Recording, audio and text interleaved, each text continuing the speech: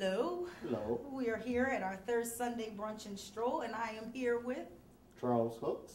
who is an artist. And these are some of your pieces back here, Charles? Yes, they are. Why don't you give us a little history on some of the pieces you have here? Yes, as you can note, the pieces are done specifically in black and white, which I thought would be, offer a more striking visual when you first see them. And plus it just takes you right straight into the heart of the painting, what it may mean to you. Each of these paintings do have a title and they do have a specific meaning. We still make beautiful music together, of course, is based on relationships. Regardless of the struggles that we as African Americans have to deal with and go through on a daily basis, and as well as centuries, you can still come out of it, still be a couple, making beautiful music and harmony together. That's what this is about. I like that one. Okay. The other two here, the bridge. This is really I must say, it's a Christian-based one. It has the cross as the bridge. And if you put these two together close, you will see the cross in there. So it's the bridge 1, the bridge 2, the cross being the bridge between the two for a more solid bond relation. It doesn't matter if you're Christian, Muslim, whatever you have some faith, that gets you through a lot. And this one's Battle Against the Struggle. We all have our struggles as African Americans in this country. Think of this, do not give up, keep battling against the struggle. Just keep pushing forward till you push out and move ahead. That's what that one's about. Wonderful, wonderful. Okay. Can you tell me, Charles, what does African American art mean to you? It means everything to me. It's our, one of our purest forms of expression, visually, of how we feel inside and our journey here in this country, as well as being citizens of the world, which we need to put ourselves in that type of context. We're not just citizens here in the United States, we are world citizens. And we are an important people, and we have made phenomenal contributions to mankind in general, okay? They still can't figure out how those Egyptians put those pyramids together. It will always be a mystery to them. Yes. And that's in Africa. When you hang your art, not just your art, but art that you purchase, your connection to that art, what is your connection to that art? Do you feel a cultural connection, or is it just something that you put up for eye candy? I would say it has, for me, it's going to be a cultural connection. Okay. Because I do, oftentimes, I have bought prints of other artists that I'm a fan of. And there's something within their paintings speak to me, as far as culturally goes for us as a people.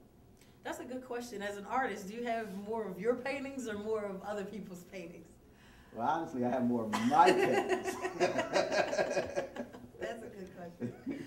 If you had a choice, and I'm going to ask you like I asked everybody else, if you had a choice between art, not just your art, but art, period, in all its forms, or maybe a BMW, brand new, 2007, with all the tricks and fixings on it, which would be more important to you? Art would be much more important, most important, because that's generated from within. Okay, from within comes from the spirit. And as far as art is concerned, is it a investment piece for you, or is it, like you said, it's a cultural thing, so it's something that something that you love to do? But is this something that you feel as though that may be an investment later on in the future for, I don't know if you have children, but for your children or so on and so forth? Well, I think it's both. It's part of our culture. It's a cultural connection to it also, but it's also an investment too in the future, because as time goes by, the work will appreciate and value. So.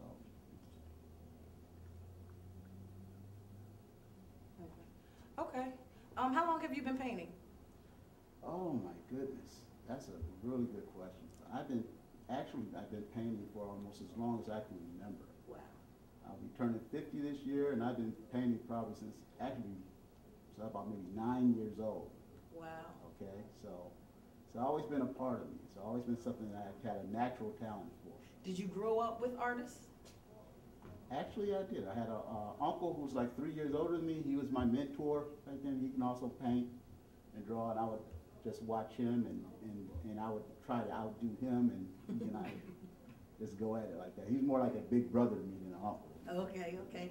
How do you think art can help our youth today? How do you think bringing arts back into the schools and back into the homes, letting this be an outlet for children? How do you think this can help our kids today with all of the nonsense that we have going on out here in the streets?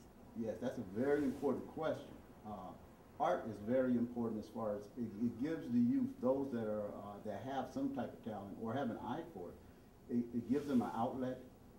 It gives them a way out.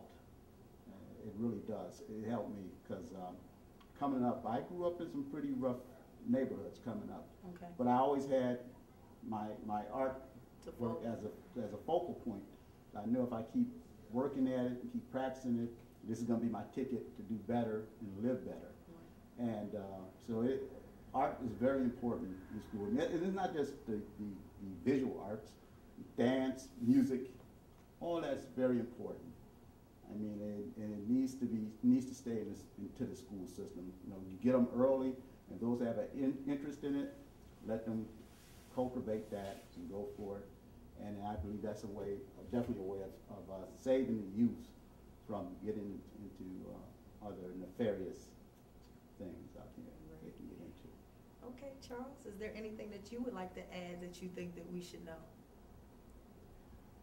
Well, I think I've already expressed everything I need to express at this point in time. I think you did good. Where can we purchase some of your art? Oh, well, really soon my art will be available on the October Gallery's website. Okay. For sale. We will definitely be looking for it. All right. We'll be looking for it. Thank you so much for your time, Charles. All right, you're welcome. You have a wonderful day. All right, thank you. Well, I am Paulette Walker, and doing this on the fly for you guys. I'm a poet, and thought I'd give you all a little piece. This piece is called Destined to Be, from my published book, Between the East of Africa and Black Sandy Sea. Goes a little something like this. For you have survived hostile slave ships, the constant sting of evil whips, at once ashore, big and beautiful and black. My own marvelous man, standing in the light of glory, forever rising up to take what's yours. Upon this mountain's majesty, where I've waited patiently for your undressing, remove therefore your chains, and let us go into the garden, where there we shall be pure together. Mm-hmm.